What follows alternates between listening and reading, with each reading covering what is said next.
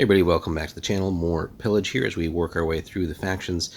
Today we're taking a look at the fourth in the list here, and that's the Irish, Scots, and Picts, kind of lumped into one group here. So they got a couple of special rules actually. One is a kind of a positive and one is a downside. So they can ignore the effects of strong winds when that is a factor.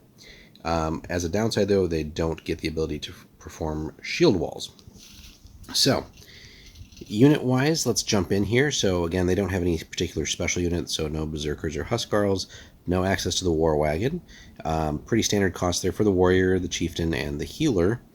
And unarmored, of course, is free, as are the improvised weapons. Armor is pretty expensive for these guys because, again, they were not or didn't have necessarily all that much access to it. So with these guys, if you're going to spend the points on armor, you're going to probably just have a small core of elite guys. Contrast that, right, with armor for like the Normans, right?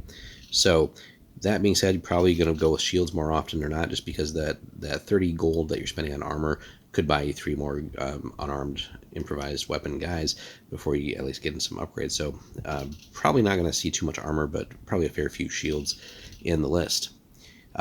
Interestingly, unlike a lot of other factions where they're still paying for this, you get spears for free. So that's kind of like the hidden gem in this list here. So you can have your base warriors and a free spear, and just go from there if you want a whole bunch of dudes in the army. But if you want a little bit of an armor save, essentially a little bit more protection, going with the shields is basically still going to give you 20-point warriors.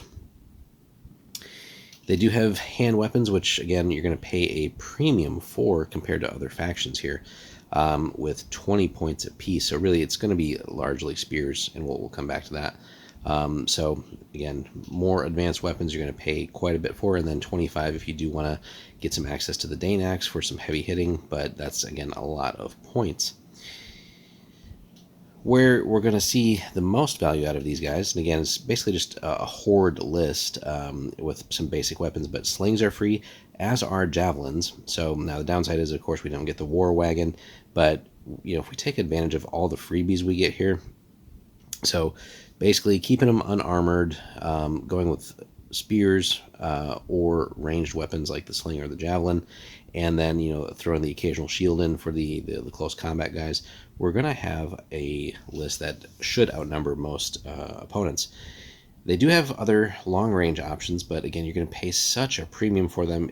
You're not going to have many of these, if at all.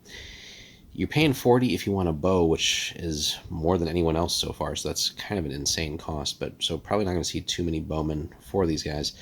Now, interestingly enough, even though they're, quote unquote, a little bit more like a low-tech faction, in that sense, they do have access to the crossbow. As it mentions here, they're only available to the Picts, so if you are choosing to run like Irish or Scots, then you wouldn't get them, but again, it's kind of like one list here.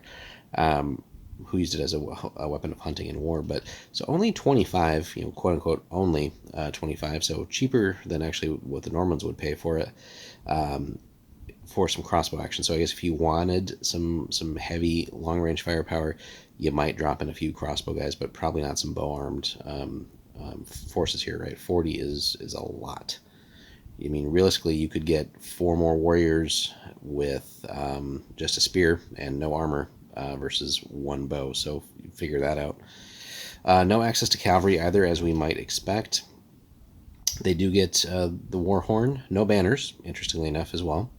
So do have the war horn access, so probably worth taking there, just as our one sort of specialized individual, aside from the healer. But then they do have warhounds, which is probably going to be an area where you're going to not pay too much for it, but you're going to get something specialized out of the list. And again, with this being kind of more of a horde list, with just keeping things cheap and free, throwing in a couple warhounds just to get that added mobility and specialization as to what the hounds can do is probably going to be the way to go. So interesting list here. Again, they're kind of lumping 3 together here, the Irish, Scots, and Picts, for this period. They do mention specifically the crossbows, right, only for the Picts, but again, you're probably not going to mix them in that sense, so they're just kind of lumping them as one faction. So thematically, of course, maybe for painting, if you want to, like, hey, this is an Irish list, or these are Scots, or these are Picts, and so on, you have that. But Yeah, so interesting choices here, right? And just the costs on some things are, I think, really prohibitive as to like what we're going for. Now, certainly, I think you do spend the armor on the chieftain, right? Just keep him protected as much as possible. Um, and aside from that, you just, I think, go a lot of basic warriors, maybe a shield if you feel you need it. Certainly, lots of spears and slings and javelins is the way to go. Maybe the occasional crossbow as well, and then probably a couple packs of dogs and stuff to round things out. But let us know, guys, so far how you've built your Irish, Scots, and Picts. How have you gone with your list building approach, and what has worked for you and what has not so far? Hit us up in the comments. Be sure to like and subscribe, and we'll have more pillage for you soon.